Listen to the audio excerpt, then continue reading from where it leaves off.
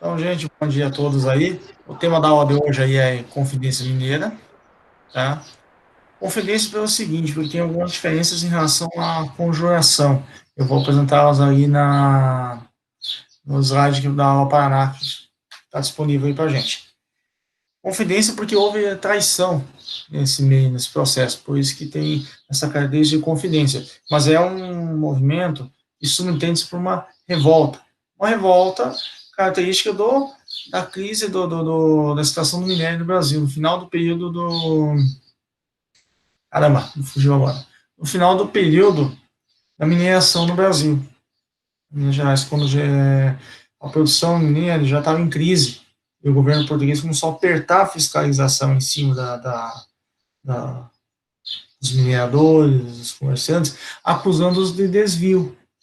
Só que como o ouro é como o petróleo, é um bem, um recurso natural, não renovável, ou seja, vai demorar muitos anos para você renovar, se é que ele é renovável, ele vai se esgotando com o tempo. Então, o que aconteceu? As minas foram se saturando, o recurso foi se exaurindo, só que a sede do governo português, a ganância para a extração do ouro, continuava aumentando. E começou a acusar os mineradores de contrabando. Na verdade, o contrabando existia, né? Só que não dá para apontar somente a queda na produção aurífera, botar a culpa no contrabando. Ela se devia principalmente ao esgotamento das minas. O que aconteceu? O governo português começou a lançar mão de mais impostos. Nós já tínhamos o quinto, era conhecido mais como o quinto dos infernos na época, né? E vem a expressão quinto dos infernos, que você pegava um quinto daquilo que você produzisse, digamos assim, ou seja, se tivesse uma barra de ouro, vamos pegar um exemplo de uma régua, se aqui fosse uma barra de ouro, um quinto disso aqui, ou seja, mais ou menos 6 e 5, 30, mais ou menos aqui, ó, 6 centímetros dessa barra de ouro, eu com imposto, governo de Portugal. Hoje pagamos muito mais, nós pagamos 30% do nosso salário em imposto, ninguém fala nada. As pessoas reclamam, ninguém consegue reagir no país, certo? Então, além desse imposto, o governo português instituiu a chamada derrama, que é uma cobrança abusiva e forçada de imposto, ou seja, é como uma penhora. Ah, você não tem para pagar imposto? Então tá, nós vamos na tua casa, vamos pegar tudo que você tem. E rapelava a pessoa. Diante dessas imposições, surgiram movimentos revoltosos. Um dos mais conhecidos como um movimento separatista também, embora não tenha essa característica totalmente separatista, é a Inconfidência Mineira. Eu vou apresentar aqui para vocês aqui, só deixa eu acertar o slide. Então, a Inconfidência Mineira é um movimento característica elitista, ou seja, os revoltosos em Minas Gerais, geralmente eram pessoas da elite, eram funcionários por exemplo, Tiradentes. Joaquim José da Silva Xavier, mais conhecido como Tiradentes. Ele era um alferes da coroa portuguesa, um funcionário da coroa portuguesa no Brasil. Porém, ele estava envolvido também com contrabando, diz também que ele também fazia o ofício de dentista prático. Você devia pegar aqueles alicatão grande, antigo, e extrair o dente das pessoas que estavam com problemas dentais. Pensa bem, não tinha escova de dente, não existia escova de bucal, nem nada. Então, problemas dentários eram extremamente comuns nesse período aí. Então, ele exercia o ofício prático de dentista. Por isso, o pseudônimo dele é de Tiradentes. Então, a Conferência Mineira é um movimento das elites, movido por grandes comerciantes, por pessoas que estavam insatisfeitas com a cobrança de impostos. Porém, eles não previam, deles é proclamar uma república, né, Minas Gerais, e seguiam a independência do resto das colônias, da colônia portuguesa, o resto do Brasil que era uma colônia portuguesa. Só que eles não tinham interesse, por exemplo, em congregar toda a população, em acabar com a escravidão, em mudar totalmente a estrutura econômica e social da época. Essa bandeira, que atualmente, hoje ainda fica na bandeira de Minas Gerais, ela tem esse símbolo aí, e essa expressão em latim, Libertas quais serão também, significa liberdade ainda que tardia. Então ficou na bandeira de Minas Gerais, porque foi em Minas Gerais que iniciou-se a revolta, né? A Inconfidência Mineira. Certo? Então, só para recapitular, nós estamos trabalhando agora com o terceiro ciclo econômico no Brasil, no século XVIII, o ciclo da mineração. Devido ao Tratado de Methuen, assinado entre Brasil e Portugal, entre Portugal e Inglaterra, Portugal se endividou um monte com Inglaterra. Por quê? Todo o ouro que entrava em Portugal, eles usavam para comprar produtos manufaturados ingleses, quando poderiam produzir aqui no Brasil. Mas, devido a esse acordo político, extremamente favorável para a Inglaterra, é claro, né? Troca de favores entre dois reinos poderosos, o pagamento da dívida ocorria com diamantes e ouro minerados do Brasil, os colonos que se lasquem, né? Isso resultou no quê? No endividamento de Portugal com a Inglaterra, enriqueceu o país, né, com o aumento da produção de tecidos em Portugal, ou garantiu a liberdade econômica do Brasil? É claro, né? Resultou no endividamento de Portugal, evidente, né? Todo o ouro extraído aqui foi usado para pagar dívidas de Portugal com a Inglaterra. Nada ficava aqui. Mas vamos à Conjuração Mineira. Aqui. Foi um dos grandes movimentos de rebelião ocorridos em 1789 contra o colonialismo português. Só lembrando, gente, era um movimento de elite e previa direitos, previa maior liberdade contra a cobrança de impostos por parte de Portugal. Porém, não era considerado um movimento separatista nacionalista a nível nacional de todo o Brasil. É um movimento separatista a nível local. Eu já vou explicar por que ganhou tanta repercussão. Certo? Minas Gerais, na época, era a grande fonte de riqueza do Brasil nesse período, tratando-se do ciclo do ouro e pedras preciosas no Brasil. Né? Falei do quinto já. E agora algumas diferenças para vocês. Por que alguns chamamos de conjuração mineira, outros chamamos de inconfidência? Naturalmente, nós temos a Inconfidência Mineira e a Conjuração Baiana, que foi um movimento mais popular, porém, devido às circunstâncias históricas e políticas, a Conjuração Baiana ficou meio que esquecida, relegada a segundo plano. Nós, nacionalmente, comemoramos mais a Inconfidência Mineira do que a Conjuração Baiana. Já vou explicar o porquê. Então, a conjuração é uma associação de indivíduos, às vezes por juramento, para um fim comum. União harmônica, conjunção, entendimento, aliança. A inconfidência reverte a falta, abuso de confiança, violação de segredo. O que aconteceu? Os inconfidentes foram delatados antes mesmo de pôr o plano em ação. Algum X9 no meio ali delatou o movimento. E aí o que aconteceu? Os inconfidentes, 12 deles foram degradados, expulsos do país e mandados para colônias portuguesas mundo afora. E somente Joaquim José da Silva Xavier, apontado como o líder, né? O Tiradentes foi enforcado e seu corpo foi esquartejado e posto em pedaços, né? Nas ruas da cidade, para servir de exemplo. Faziam isso para servir de exemplo, para mostrar às pessoas. Isso que acontece com aqueles que se revoltam contra o governo colonial, certo? Então, o que aconteceu? Por que a Inconfidência Mineira ganhou mais notoriedade? Nós vamos ao final do Império. Aqui.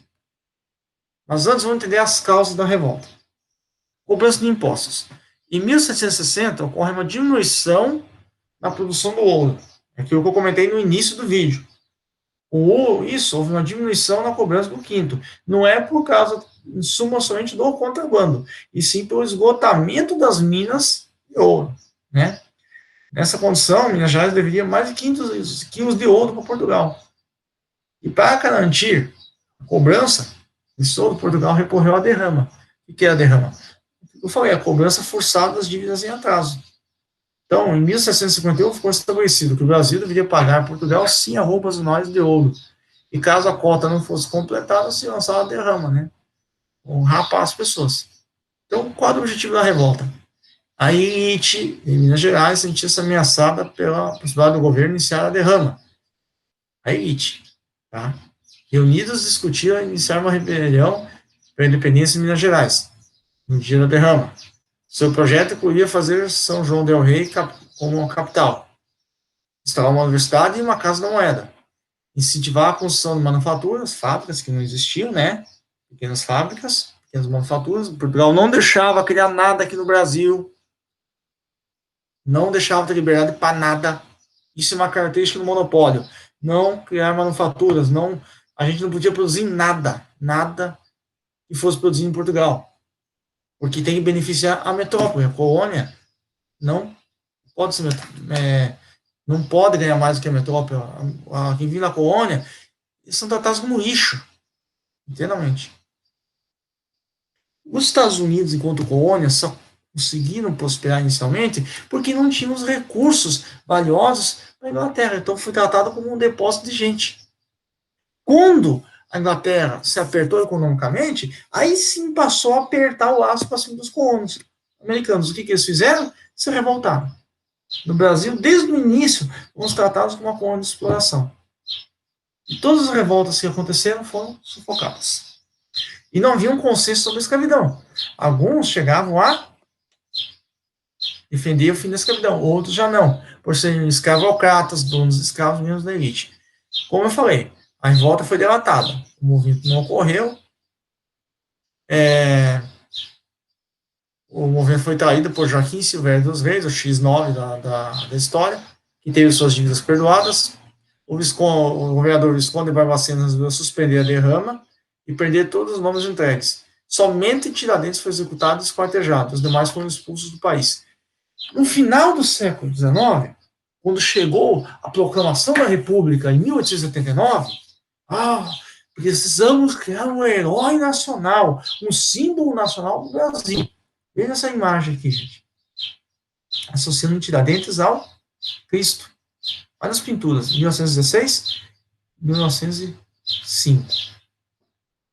Olha só. Agora eu volto a minha imagem aqui para falar com vocês. Por que associar Tiradentes a essa imagem de Cristo? Para martirizar a imagem dele. Por que Tiradentes? Final do século XIX, o Brasil acabou de se tornar uma república por meio de um golpe militar instituído por militares positivistas republicanos, defensores de uma república, mas era uma república militar autoritária. Um país que tinha mal acabado de sair da escravidão um ano antes, em 1878. Extremamente racista ainda, e desigual. Aí, como é que vamos criar um herói nacional? Dom Pedro II não pode, acabou de se derrubar. Dom Pedro I, seu pai, muito menos. Ele era um monarquista português. Mas ele deu o grito de Piranga, tal. O herói lá na independência, entre aspas, né? Entre aspas, porque não dá para considerar totalmente um herói. Ele foi digamos assim, um símbolo, né? Uma pessoa que puxou à frente, mas influenciada por outras pessoas. Ele aproveitou a oportunidade para acender o seu ego, o seu intuito de se tornar, vou aproveitar agora para fazer alguma coisa, vou aproveitar agora para mandar mais que meu irmão com meu pai. Ele aproveitou a oportunidade, eles chegaram para ele, Pedrinho, escuta nós, Pedrinho, você vai ser operador aqui, cara, ajuda a gente. Ele aproveitou a oportunidade e se revoltou. Mas não podia ser considerado um herói nacional, porque não era brasileiro. Aí surgiu, quem vamos colocar aí? Sobrou o Tiradentes. Embora seja um membro da elite e tudo mais, aí ele foi associado, associaram a figura do Tiradentes a Jesus Cristo, ao mártir, pessoa que lutou, morreu pela causa da independência do Brasil, morreu pela independência, morreu pela essa ideia de nação. Claro que ele agiu por interesses próprios, interesses de uma elite que não queria ver essa cobrança forçada de impostos. Claro que a derrama é um ataque econômico aos colonos brasileiros, a Inconfidência, o movimento que se revolta contra esse ataque, é um exemplo de revolta separatista, não deixa de ser. Mas a escolha de Tiradentes como um líder, como um herói nacional, é questionável, porque a Conjuração Baiana também teve igual importância, E a Conjuração Baiana, ocorrida 10 anos, 20 anos depois, em 1889, gente, teve maior participação popular do que a Conjuração Mineira. Mas eram pobres, em sua grande maioria, com exceção do médico que liderou a revolta, desculpa não lembrar o nome agora, de cabeça, vocês podem consultar o livro de vocês, eram pessoas pobres, eram escravos, eram grupos sociais menores. Então, a Conjuração Baiana não tem tanto respaldo, ou seja, não era tão bem vista pelas elites da época. Ele é um herói, tinha um cara da elite, porque agrada mais. Então, ali criou-se a figura do Tiradentes, herói nacional. O Brasil da Inconfidência Mineira. Só lembrando, então, a diferença entre os dois movimentos, né? Entre a Conjuração Baiana e a Inconfidência Mineira. Um de caráter mais elitista, não tanto separatista, e o outro de caráter totalmente separatista, porém mais popular, que congregava escravos. Mas por que a Conjuração Baiana foi derrotada? Porque houve diferenças dentro do próprio movimento. Entre os líderes do movimento havia aqueles que defendiam o fim da escravidão e aqueles que, não, eu não vou. Se é para libertar os escravos, eu não vou apoiar o movimento. Então, somente com o apoio dos escravos, eles não conseguiriam fazer uma revolta. E somente com o apoio dos grandes proprietários escravocratas também não conseguiam. Então, isso foi um fator de divisão do movimento, um divisor de águas. E no caso da Inconfidência Mineira, o que quebrou eles foi um traidor no meio ali, que traiu o movimento antes mesmo de começar. Beleza? Só para fechar, alguns anos atrás, foi encontrada uma ossada na África, que, segundo consta, era de um brasileiro do século XVIII, XIX, que morou muitos anos ali e tal, e suspeitavam que podia ser um inconfidente. Fizeram o exame de DNA e todos os descendentes dos familiares dos 12 inconfidentes que não estavam desaparecidos ainda, e um deles bateu a ossada. O cara foi repatriado no Brasil, identificado no meio do exame de DNA e foi sepultado com 11 militares. Considerado um dos heróis nacionais, um dos 12 inconfidentes. Hoje só acho a notícia que eu mostro para vocês.